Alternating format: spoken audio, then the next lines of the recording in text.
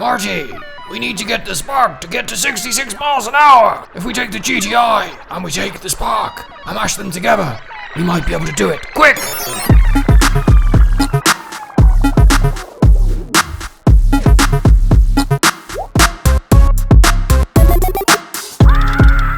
Imagine if you took the Seadoo Spark and you took the GTI, you smashed them together, and the result was a Performance XP. Guys, I have a new theory, and I think it's maybe one step better than campaigning purely for a Spark. You know what to do. Hit the subscribe button, and let's get into the video.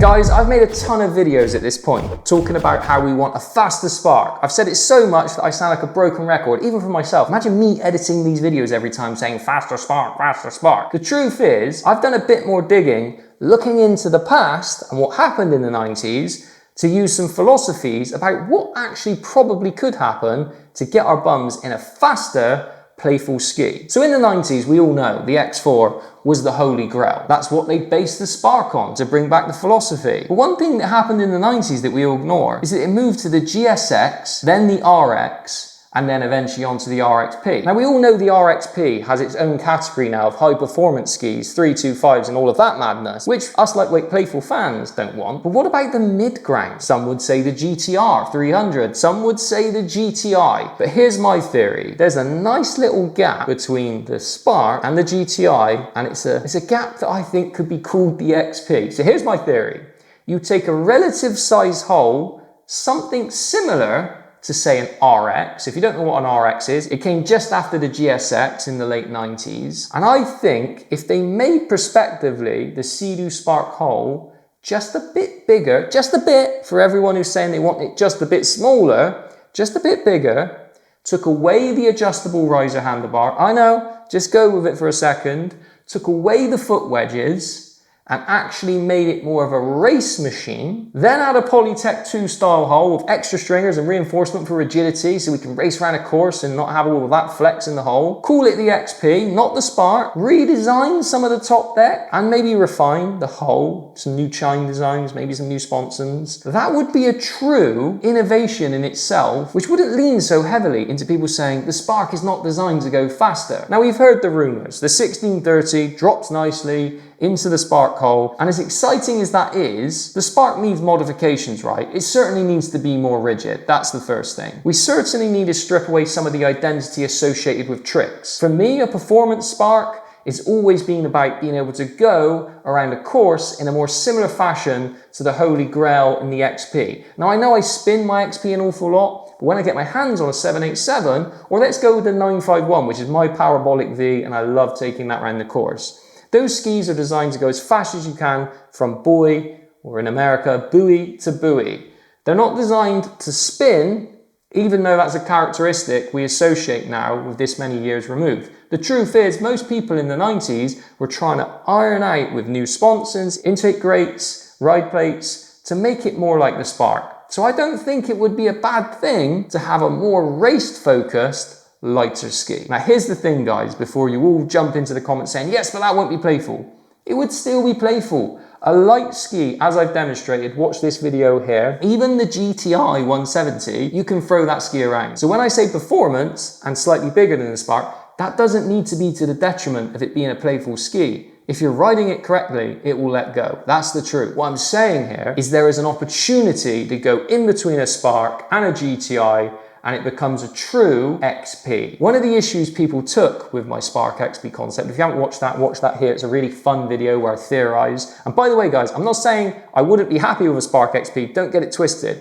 I'm just throwing another theory into the pot that maybe there's a unique opportunity to go in between the Spark and the GTI. For me personally, I endorse lightweight, playful, fun skis, but I also understand if I'm going to the lake and I know I'm racing around a course, and I've got an RXP rider behind me, I'm probably picking my 951 GSX or I'm picking my XP DI because of that parabolic V and the power that I have with a 951. Now I know all of the X4 hardcore fans here are going to say, well, the 787 is a race machine. If you look at my collection, and I can only go by what I have in the garage and what I've rode, I don't have the full fat 787 yet. So I'm not for a second saying my 717 isn't capable, but I'm always picking my 951 if I know I'm going up against someone at the lake with an RXP. And the truth is because I know that's a 63 miles an hour ski, but I also recognize that the GSX sacrificed some playful characteristics to allow it to be a more compliant ride. Now I know the word compliant I always shy away from, and I don't typically like compliance in my ride.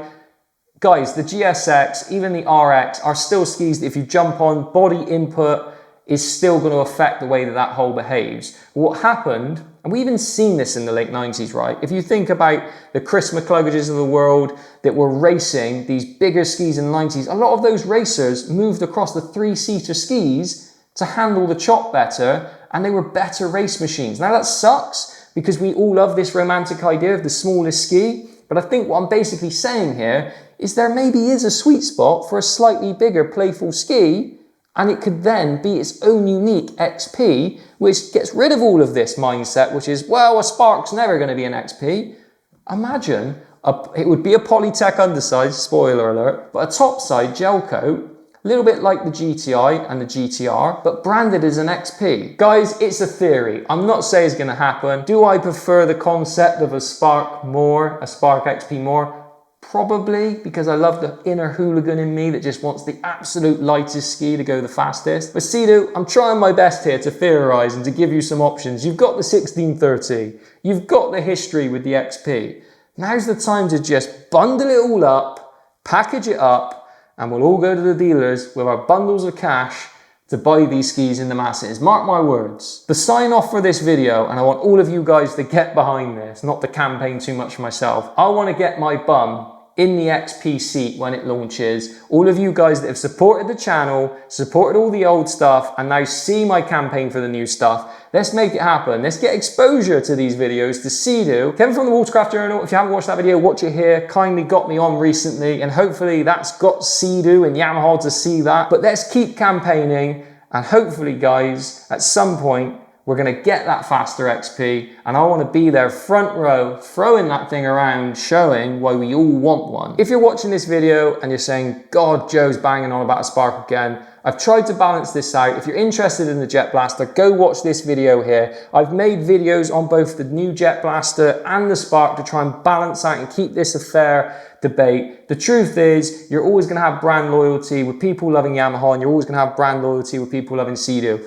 I'm not 100% sure which way I go at the moment because Seadoo haven't gave me what they want. Undoubtedly, if they give me an XP that does 60 miles an hour, I'm probably going to go Seadoo. But equally, if Yamaha was to say, Joe, jump on this and see what you think of it, I'm game. As always, guys, thank you for watching these videos. If you've landed on this channel, please have a look around. Yes, I make a lot of videos currently banging on about the new stuff, but it's because I'm trying to drag the philosophy of that great decade of the 90s and pull it through and get the manufacturers to actually adopt what we all believe is the actual riding style which promotes the most happiness on the water. It's not doing 70 miles an hour, guys. I know you all think it is. I know all you RXP riders think, well, my RXP is the ultimate race machine. The amount of people I've seen at the lake and at the sea, that once they've done their up and down 70 mile an hour shootouts, they're certainly not having as much fun as me, donutting, wheeling, jumping waves. Answer this question. Would you rather jump waves on a Spark, or would you rather jump waves on a big, cumbersome RXP? If you say RXP, you're lying, and we can debate it in the comments. Guys, thank you for watching the videos, and whether we're talking about new, the philosophy is always the same. Let's keep the classics alive.